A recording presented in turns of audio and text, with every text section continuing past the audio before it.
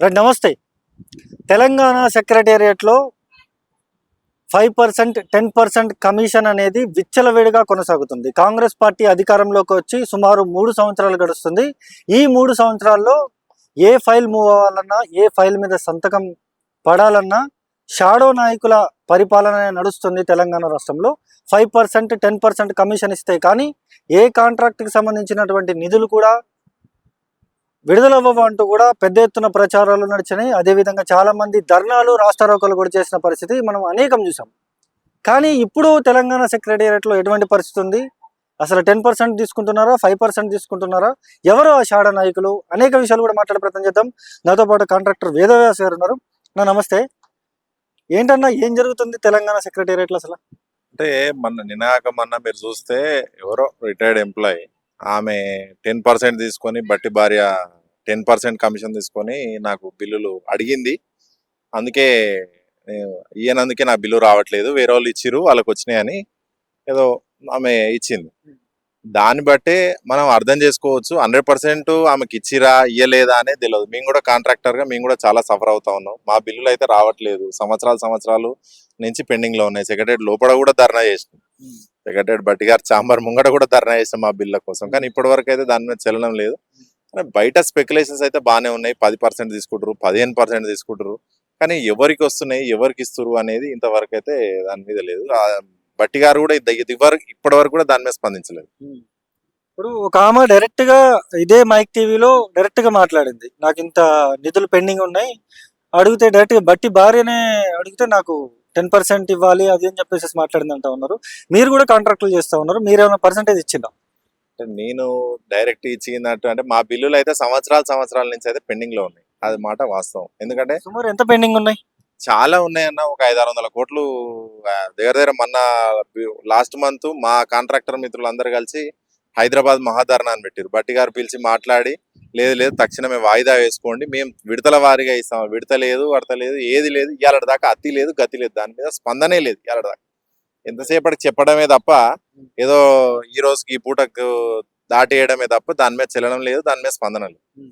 ఇప్పటికీ 3 సంవత్సరాలు అవుతుంది కాంగ్రెస్ పార్టీ అధికారంలోకి వచ్చి. ఈ 3 సంవత్సరాల్లో అసలు ఏమైనా బిల్లులు విడుదల చేశారా? అంటే కొందరికి వస్తున్నాయి, మరి వాళ్ళకి ఎట్లా వస్తున్నాయో ఏందో అనేది ఎవరికి తెలీదు. కొందరు పెద్ద నాయకులకు, బడా కాంట్రాక్టర్లకు, మెగా లాంటి సంస్థలకు, ఇంకో పెద్ద నవయుగ, పెద్ద కేఎన్ఆర్సీ ఇటువంటి పెద్ద కంపెనీలకు వస్తున్నాయి తప్ప చిన్న కాంట్రాక్టర్లకు ఎవరిని అసలు ప్రభుత్వం అసలు కూడా చూసే ప్రయత్నం చేస్తలేదు. ఏమనంటే కమిషన్ అని అంటున్నారు, బట్ కరెక్ట్ ఛానల్ ఏంది, ఎవరిని అడగాలి ఏంది అనేది ఎవరికి తెలియదు. మేము డైరెక్ట్ బట్టి గారిని కలిసే ప్రయత్నం చేసినాం, కానీ బట్టి గారి కూడా దాని మీద స్పందన లేదు.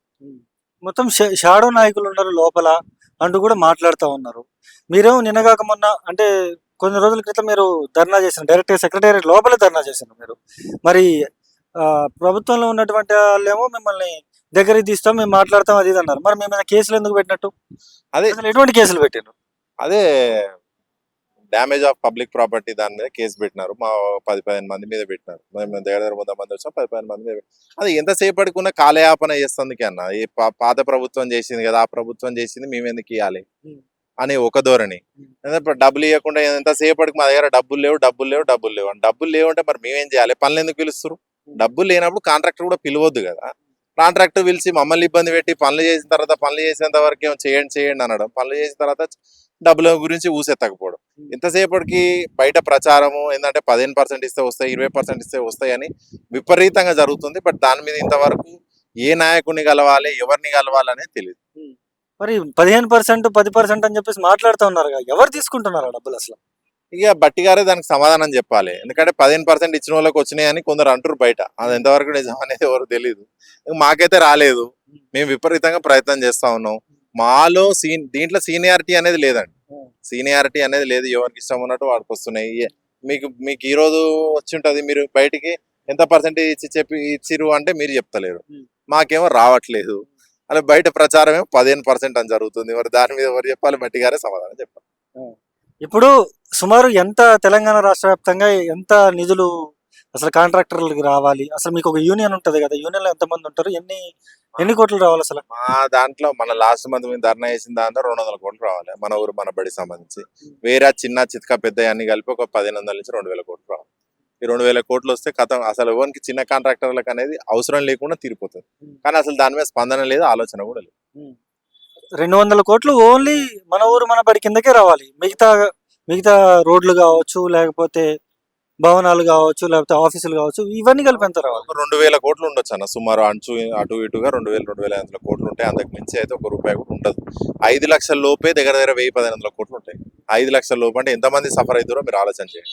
అసలు దాని మీద ప్రభుత్వం చలనం లేదు, ఆలోచన లేదు. దాన్ని ఎట్లా ముందడికి తీసుకుపోదాలనే ఆలోచన లేదు. ఎంతసేపటికి ఆమె ధర్నా చేస్తామో మనం పిలిచి మాట్లాడాలి.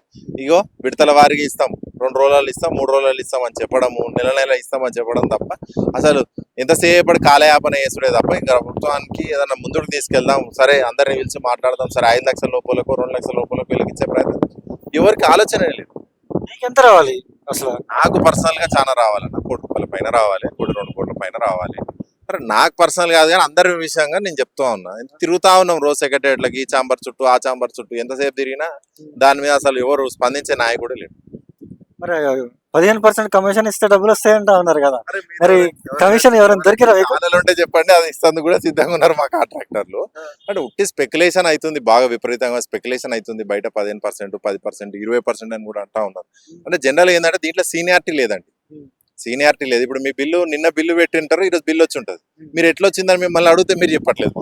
మేము సంవత్సరాల నుంచి ఎయిట్ చేస్తున్నాం, మేమేమో రావట్లేదు, మీరేం చెప్పట్లేదు ఎంత పర్సెంట్. ఏదో వాళ్ళ సంతృప్తి పరిచిన అని మీరు చెప్తున్నా ఉన్నారు ఫైన్. కానీ అది నిజంగా జరిగిందా లేదా? మీకు ఎందుకు బిల్లు రావట్లేదు, మిగతా వాళ్ళకి ఎందుకు బిల్లులు వస్తున్నాయి? ఇప్పుడు బిల్లులు అనేది అందరికి ఒకటేసారి పడతాయి, మన ఊరు మన బడైనా లేకపోతే ఇతర కాంట్రాక్టర్ ఏదైనా కూడా. మరి మీకెందుకు పడట్లేదు, వాళ్ళకి ఎందుకు పడుతున్నాయి? వాళ్ళు ఏమైనా ఫేవర్ చేసి ఉంటారేమో అని మేము అనుకుంటున్నాం, కానీ కరెక్ట్ పర్సెంటేజ్ ఇచ్చిరా ఏమి ఇచ్చిరా అనేది తెలియదు. వాళ్ళు ఏమైనా ఫేవర్ చేసి ఉంటారు, ఫేవర్ దాని ప్రకారం వచ్చి ఉంటారు. కొంతమంది షాడో నాయకుల హస్తాల్లోనే ఉంది అంటూ కూడా అనేక కథనాలు కూడా వస్తా ఉన్నాయి. మరి ఆ షాడో నాయకులు ఎవరనేది కనుక్కోపోయారా మీరు?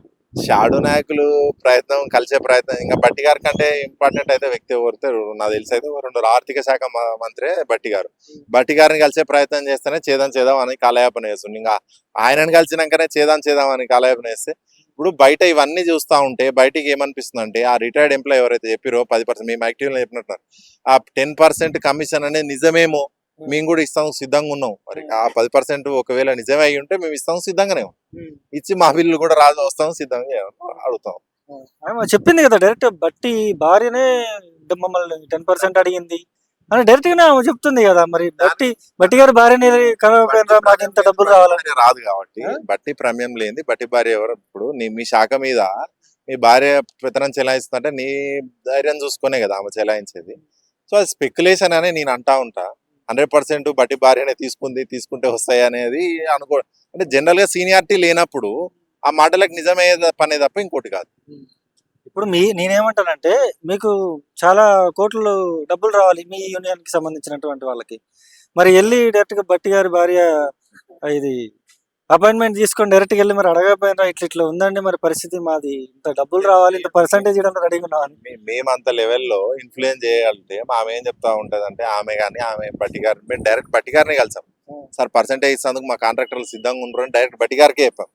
అటువంటిది ఏం లేదు అని కొట్టిపారేసినారు ఆయన ఒక్క నిమిషంలో. అటువంటిది ఏం లేదు అని కొట్టిపారేసినారు.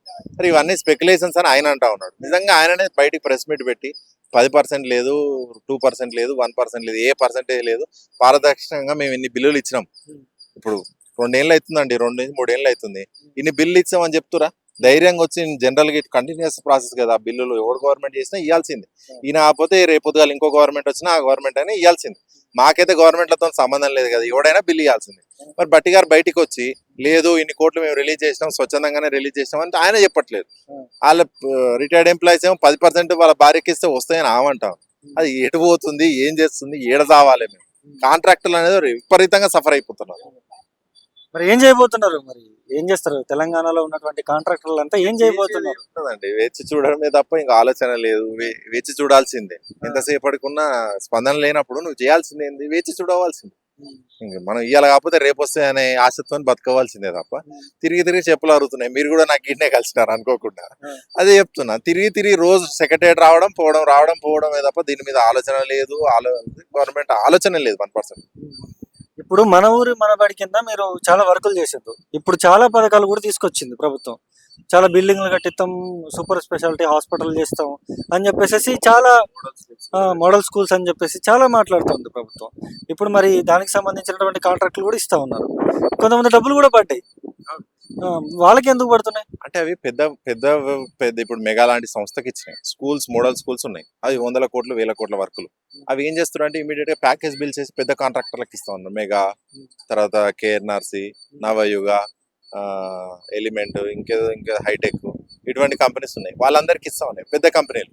మరి వాళ్ళు ఏం ఫేవర్ చేస్తారో ఏం చేస్తారో మాకు తెలీదు. కాకపోతే మమ్మల్ని అయితే చూసే నాదుడే లేదు. చిన్న కాంట్రాక్టర్లకు 5 లక్షలు 10 లక్షలు 50 లక్షలు కోటి రూపాయల వర్కులు చేసుకునేటోళ్ళని అసలు మనిషి లెక్క కూడా ట్రీట్ చేసే పరిస్థితి లేదు సెక్రటరీలకు. మేము లోపలికి పోతే నిర్ణయాల వరకు లోపలికి ఎవరినో పోయి ప్రయత్నం చేస్తూ ఉంటే ఇలా కొత్తగా గేట్ పాస్ సిస్టమ్ అని, ఇంకో సిస్టమ్ అని, ఓటీపీ సిస్టమ్ అని ఏంటి తెచ్చి మీరు ఇసొంటి వాళ్ళు వచ్చి ధర్నాలు చేస్తారు అని చెప్పి ఇదో నియంత్రణ కేసీఆర్ కంటే ఎక్కువ ఉంది ఇక్కడ. ఇప్పుడు లోపలేమో మొత్తం షాడో నాయకుల పరిపాలన నడుస్తుంది, పెద్ద పెద్ద కాంట్రాక్టర్లకి డబ్బులు పడుతున్నాయి అని చెప్పేసి మీరు మాట్లాడుతున్నాం. ఇలాంటి చిన్న కాంట్రాక్టర్లు చాలా మంది సూసైడ్ చేసుకుని చనిపోయిన సిచ్యువేషన్ కూడా ఉంది. అప్పులయ్యి